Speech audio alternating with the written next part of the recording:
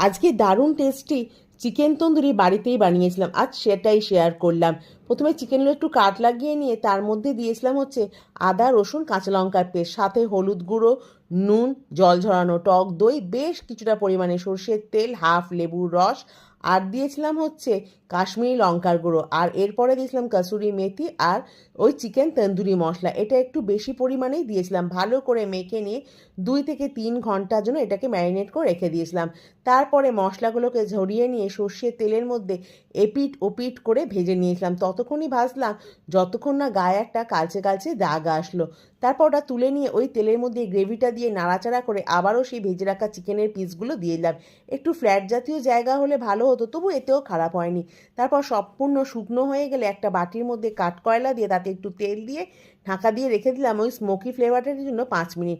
তারপর তুলে নিয়ে গরম গরম স্যালাড দিয়ে পরিবেশন করে ফেললাম।